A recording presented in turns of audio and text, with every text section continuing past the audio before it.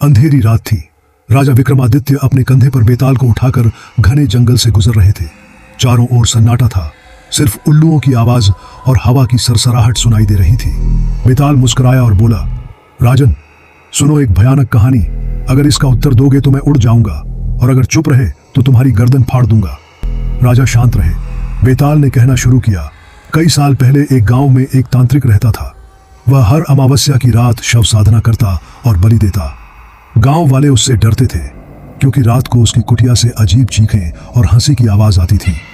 एक दिन गांव का एक युवक, जिसकी बहन अचानक गायब हो गई थी, तांत्रिक की कुटिया तक जा पहुंचा।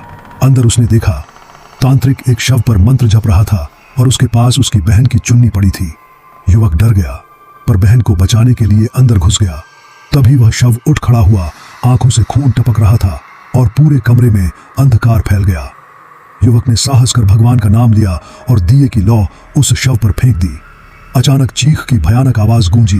तांत्रिक और शव दोनों आग में जलकर राख हो गए। लेकिन उस दिन के बाद से उस गांव के श्मशान घाट में हर अमावस्या की रात वही चीखें सुनाई देने लगी। बेताल ने ठंडी हंसी हंसते हुए कहा, तो बताओ राजन, वह तांत्रिक मरा या आज भी अपनी साधना में जीवित है? राजा विक्रमादित्य गंभीर हो गए। अगले पार्ट के लिए पेज को फॉलो करना ना भूले।